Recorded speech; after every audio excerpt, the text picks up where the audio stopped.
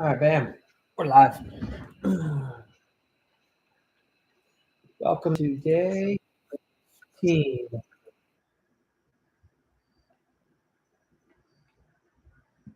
We're going to get set up here in just a second. Let me get a couple things on the screen.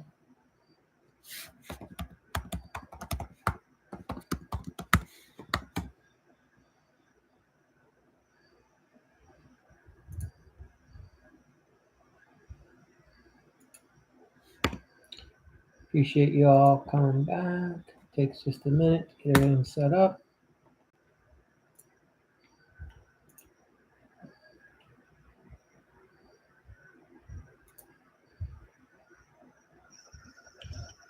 All right. Looks like we're on live now. All right, so this is day 15, right? So every day I go live.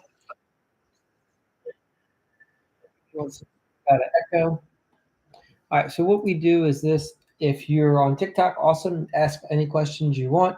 Also, for those of you on YouTube, that's where you'll be able to see the content, and you also can ask questions in the chat. So let me start sharing the screen. Entire screen. All right. So yeah. So day 15, it's all about, are you building or babysitting those employees, right? So like, I know I had my vision when I got into the remodeling space. I thought it was going to be fun to run this remodeling business. I had plans for what it was going to look like, and get to be the boss, run the job, and coordinate everything. And all I ended up doing, my first several employees, I was their babysitter. It was ridiculous. I did not start a business to be a grown man and have to babysit another quote unquote grown man. And it was very frustrating, the amount of babysitting that I had to do, right? The emotional immaturity, just like guys that can't show up on time, guys that can't show up with their tools, they forget stuff, guys that just flake out on the job site. It's ridiculous. And you start wanting to pull your head out and go, what the fuck is going on these job sites with these employees? And the big problem I found was I was hiring crappy employees. That's why I was having all these issues. I wasn't paying enough. I didn't know how to find the best guys, right? I was just taking people that were available. Like some dude up the street that was looking for work. The reason he was looking for work is because he was a crappy employee. And yeah, and it showed. The minute I hired him, it was nothing but headaches and problems. So I bear the blame on that. And it took me a couple years to figure it out and get rid of those guys and bring on the A team. All right, so let's talk about that today. So you got to ask yourself, if you're running a remodeling business, like, are you leading it or are you babysitting it? Because there's a difference, right? And our goal is we want to be leading the business, not babysitting as much as we can, So anyhow, appreciate you guys. Yes, seeing some familiar faces. Awesome. All right. So you thought you were going to be the boss, right? You start this business, and the next thing you know, you're working these 70-hour weeks, and it's constant, right? You're constantly getting hit up by guys. They're asking messages. And here's the thing. When you first start the business, you have to lead with that, hey, I know how to handle everything, because you bring on a helper. But over time, you want to position that helper to say, hey, I'm not going to be the answer guy. You're going to start figuring out all the problems on site and only call me when you're not sure, right? Because we don't want to be the answer man for 5 employees on 5 different job sites. We want to empower them to figure it the fuck out and for them to think it through. And that's why I hired you, brother, is so that you could take care of the problems. Don't be bringing me all the problems. You solve them. So that's the concept here, right? And there's a difference. There's a shift. And usually it takes like maybe 18 jobs or something like that, like 3 or 4 employees, to where you start just burning up and being frustrated and burned out. Because what happens is all of a sudden you become this firefighter, and all you're doing is running around. Look, if you're in any of the Facebook groups, you see it all the time. A bunch of bitter, broke, frustrated guys that ran construction companies are in there bitching and complaining, and they're all saying, the best thing I ever did was fire everybody. I worked by myself. I have 1 helper, blah, blah, blah. Sure, that works for you. And here's the thing. The reason you had to fire everyone is because the hard part about growing a business is getting out of the comfort zone and saying, shit, I have to figure out how to manage people. I have to figure out how to navigate and communicate and discipline and set them up for success and make an employee manual, all this bull crap, right? Because you just wanted to build houses and remodel kitchens. Well, there's a whole lot more that goes to it. And once you get that skill set, once you develop that, like it's like adding another tool to your tool belt. You're like, fuck, okay, I can manage people now. I know how to communicate. I know how to build them up. I know how to educate them, train them, retain them, make them great. Then you can grow a real business. But it's a struggle at first, believe me, because most of us, our natural default is to just want to get on the job site and solve problems with our hands. And we have to learn that we're going to solve the problems with our mind going forward. That's what a business owner does, right? So you have to ask yourself, and these are honest questions. If you want to figure out, are you going to survive, right? Do I actually know what my business is going to need so that it looks the way I want it to look 3 years from now? Like, can you sit here confidently right now and say, am I even going to be in business 3 years from now? And if I am, how am I going to make it look the way I want it to? Now, the other thing is, can I step away from my current jobs? You got to have at least 2 or 3 at this point. And can I step away from them? And can the guys that I have on my team get the job done without me being there? Right? Or is everything going to go to shit, fall apart? That's going to be your benchmark to let you know whether you have good employees or crap employees. All right. Now, understand that employees want to be good and they want to work in a place where it's awesome and they're learning, they're respected. And your job as an owner is to build them up. And I get it. You probably didn't have the person you work for do that to you. And that's why you went out and started your own company. And the people that grow the big companies that are successful, they have some empathy and humility. They're also good. They have discipline. You have to be firm. You have to discipline, but you also have to understand and then help coach and raise up your team to make them better. Help them understand that they can be the problem solver and it's not going to always be you, right? So you help your team get clear on the goals that you want them to achieve. They shouldn't be waiting for you. Like an employee shouldn't call you up and say, hey, boss, what time you getting here? We're just wondering what we should do first. Fuck that. No, you know how long have you been working for me? What do you do first thing when you get to the job? You assess everything, right? You get set up, you know what we're doing for the day, you have your daily goal sheet, you pull in your helpers, you guys have a quick meeting, you say, hey, this is what we're supposed to do, this is what I want done by 11, then we're going to take our lunch break, and then in the afternoon, this is what I want done, and we'll reevaluate. Your guys should already know how to run the show. They shouldn't be looking for you to do it. If they are, then you just have to step back and say, obviously, I haven't taught them how they can run the show, and that's what they're supposed to do. That would be my suggestion to you. So also, are you making your decisions based on where we're going, or are you just reacting? So what I found for me, a lot of times, I was reacting. Like I'm getting this person complaining, so that dictates my schedule. And then I got this person complaining, and that dictates my schedule. And that's not what you want. Instead, you want to be in control. And when you get phone calls, you want to say, hey, no, okay, great. That's where we're going to roll. All right. You want to be in control of the ship, right? Instead of the ship controlling you everywhere you go. So look, if a couple of these things rang true for you, then most likely you're stuck in the place where you're going to struggle to grow.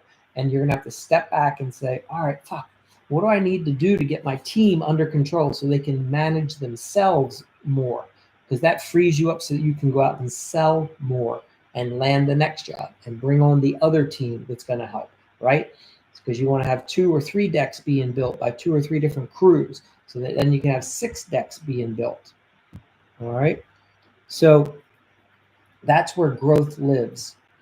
Now, look, you're not alone in this, but you can't stay where you are. If you're struggling, if you leave the job site and that's when all the problems come, you've got to solve that. It's not a fun place to be. And the reality is you can get past this. Okay.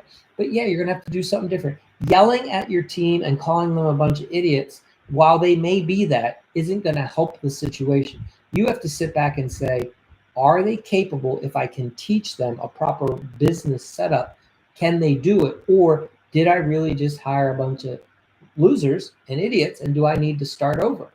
That might be the scary truth. And most of the time, this is what I found, you have to fire the guy that you have that's no good before you're going to find the next good guy. You don't hold on to the crap and then expect the talent to show up, because people that are really good, they don't want to be surrounded by a bunch of crap.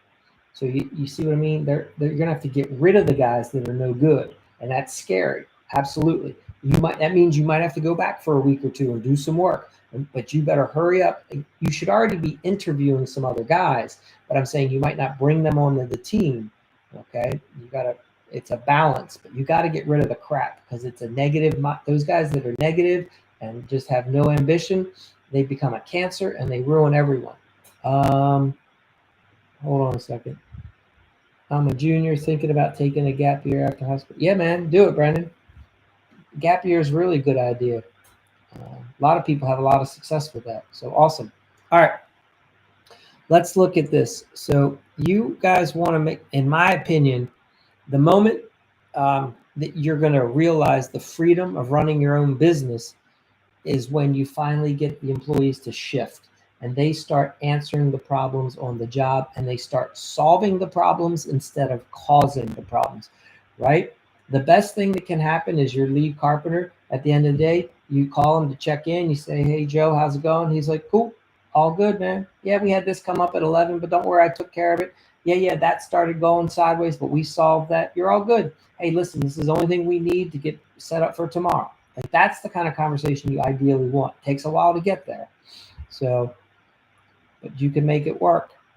Yeah, you're right. Trade school is a good option. Absolutely, Texas guy. All right, so here's the shift.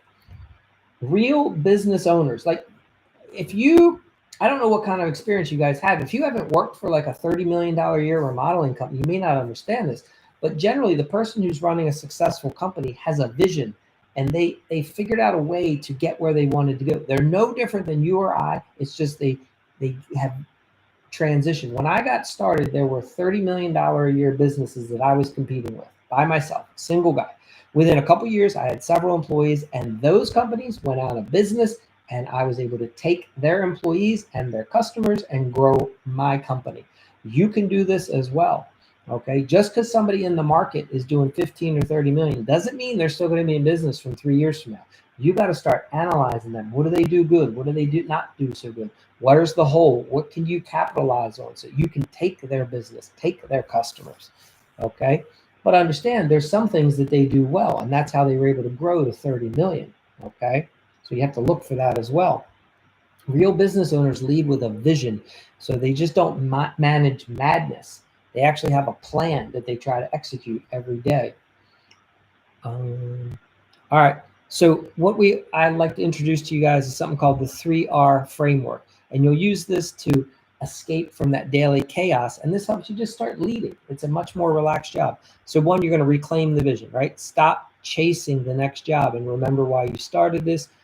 You can use AI to help you, right? You can have it be your like business strategist, and it'll say, you ask it some questions like to clarify, here's your vision, this is where you're trying to do, how do I get to this? Like, I want to earn, or I want to sell this much money, I want to do 500,000, I want to do 5 million, whatever it is. Put where you are, where you want to go, and your goals. Like, how many kitchen remodels do you plan to do? If your average kitchen remodel is 100 grand and you want to make $1 million, right, you're probably gonna have to do like 12 or 15, because some are going to be lower, some are going to be higher. How are you going to get 12 or 15 kitchens done in 1 year? You're going to have to figure out a way to get them done faster. Can you get them done in 6 weeks? All right. So now you can't, if you're doing them in 6 weeks and you do 10, that's 60 weeks. So you're already fucked, right? So now you got to figure out, how do I get another crew on site? This is what I mean. You build the plan, you set your goal, what's the volume that you want to do, and then how do you achieve it? So also you want to restructure the chaos. You can't grow if you're doing it all yourself. So you guys will have to find people that can help you. Make a list. What drains your time? What is it that you like to do? What is it that you don't like to do? What do you suck at doing, but still do it anyway? All right, give me a second. My battery is dying.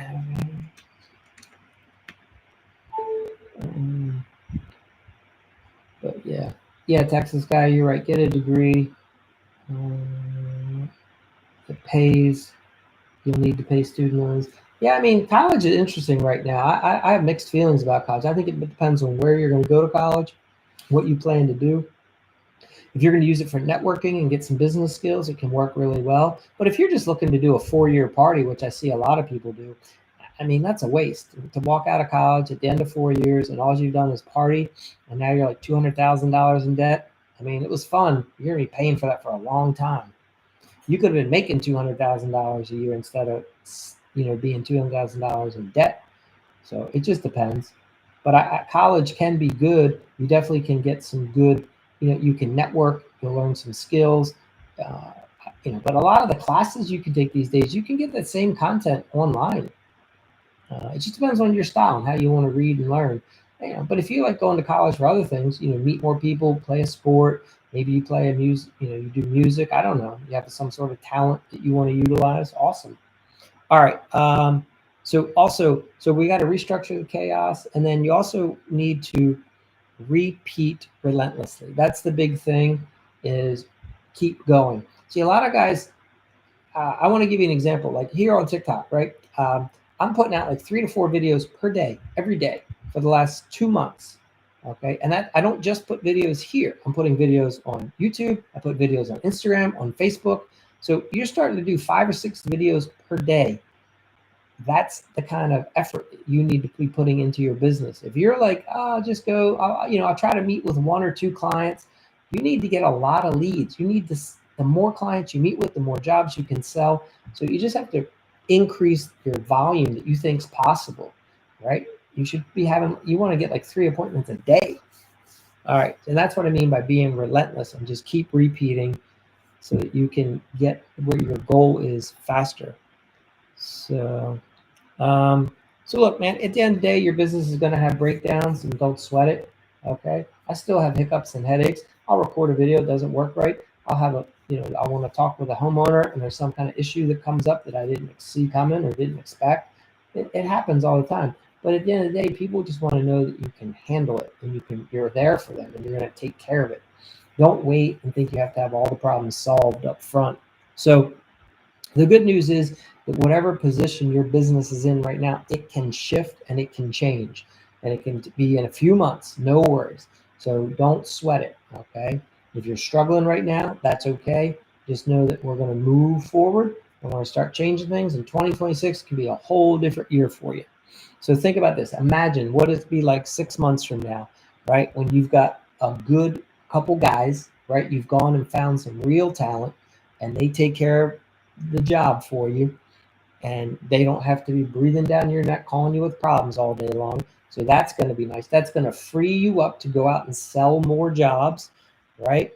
And now when the phone does ring, it's because it's a lead or it's a follow-up to a lead, right? And it's not the homeowner on the current job, or if they are calling you, it's because they have a referral for you.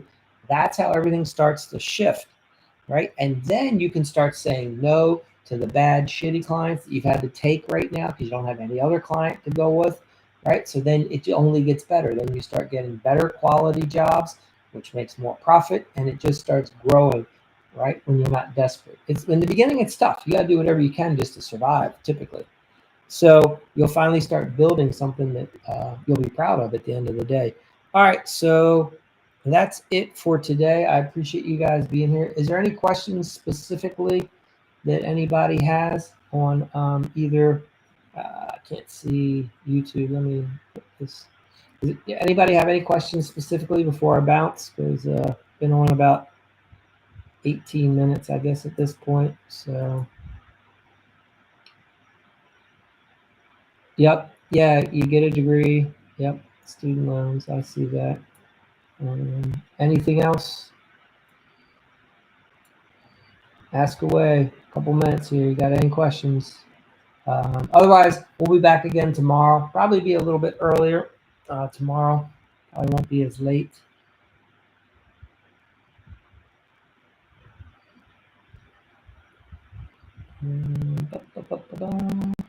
Can't tell. I'm not seeing anything else come up. Anyway, so I appreciate you all being here tonight. And again, if you want to see the replay for the lives, jump on over to the YouTube account and go under workshops, and you'll see all the lives there. Otherwise, TikTok's great because you guys can put the comments in real time, and I can address them as we go. Otherwise, I appreciate you guys, and thanks for being here. But that doesn't seem to have any other questions tonight, so I think we're going to bounce. All right. Take care.